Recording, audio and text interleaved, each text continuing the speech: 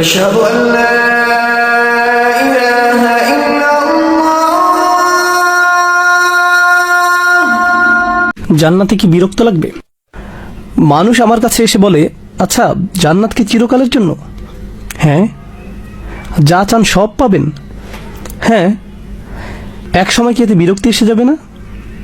আমি কি জান্নাত ছাড়া আর কোথাও যেতে পারবো না? আমি কি একটু এখানে তো বহুকাল থাকলাম, এখন কি একটু অন্য কোথাও যাওয়া যায় না?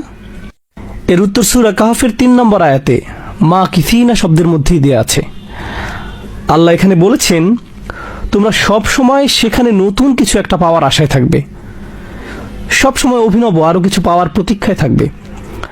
আর এটা আসলে সুখের মনস্তত্ত্বের গহীনে লুকায়িত একটা ব্যাপার, পুরস্কারের মনস্তত্ত্বের সাথে জড়িত একটা ব্যাপার। কোনো পুরস্কারের আসল আনন্দ পাওয়া যায় আসলে পুরস্কার পাওয়ার ঠিক আগের মুহূর্তে। একজন ছাত্র সবচেয়ে সুখী থাকে তার হাতে সার্টিফিকেট তুলে দেওয়ার ঠিক আগ মুহূর্তে। বিয়ে হওয়ার ঠিক আগের দিন ছেলেটা খুব বেশি খুশি থাকে, বিশেষ করে মেয়েটি। সে অবশ্যই বিয়ের ঠিক আগের দিন সবচেয়ে সুখী থাকে। ভালো কিছু পাওয়ার প্রতীক্ষার মাঝে কি যেন এক অদ্ভুত আনন্দ লুকিয়ে আছে। বাচ্চার জন্ম হবে, অমুক তারিখে বিয়ে হবে, অমুক দিন বোনাস পাওয়া যাবে, ঈদ উপলক্ষে অনেক দিন ছুটি পাওয়া যাবে, ভ্রমণের দিন এগিয়ে আসছে, বহুদিন পর আমার প্রিয় বন্ধুর সাথে দেখা হতে যাচ্ছে। এই যে অপেক্ষা, এই অপেক্ষার মাঝে আসলে এক ধরনের আনন্দ আছে। মূলত আপনি যদি অপেক্ষার সময়টা দূর করে তাৎক্ষণিক জিনিসটা পেয়ে যান, তখন আনন্দটা হয় খুবই ক্ষণস্থায়ী। আর পেয়ে যাওয়ার পর আশ্চর্যজনকভাবে অল্প সময় পরে কি ঘটে? এটা আর তেমন কি। আমি আমার বাচ্চাদের উপর এ নিয়ে পরীক্ষা নিরীক্ষা চালাই, কারণ আমার বাসায় এক্সপেরিমেন্টাল সাবজেক্ট আছে।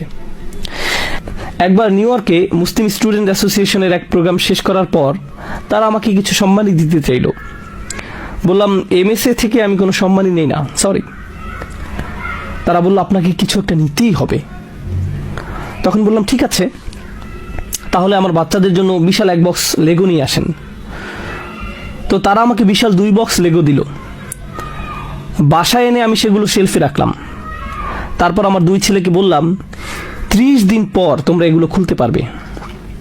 তারা 2জন পুরো অস্থির হয়ে গেল, পাগল হওয়ার মতো অবস্থা।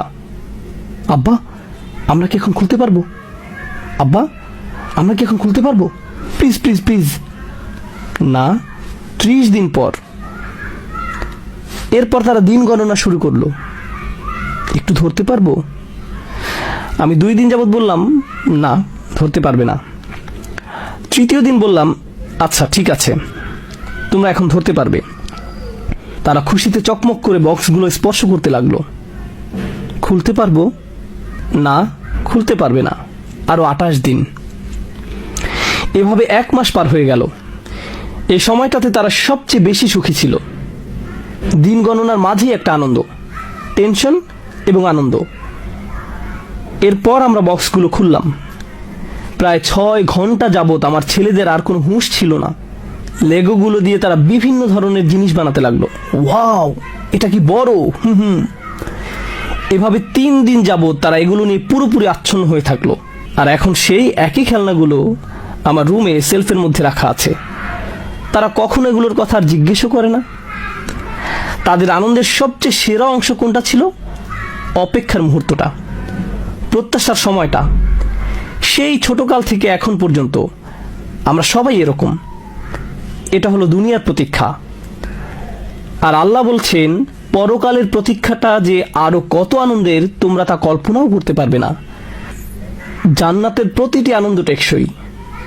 দিন দিন আনন্দের মাত্রা শুধু বাড়তেই থাকবে, বাড়তেই থাকবে আর বাড়তেই থাকবে। জান্নাতের ফল ফলাদি খেতে খেতে কখনো একঘেয়েমি এসে যাবে না।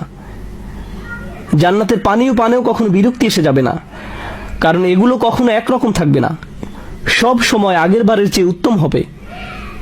আবার খেলে আগের চেয়ে সুস্বাদু লাগবে।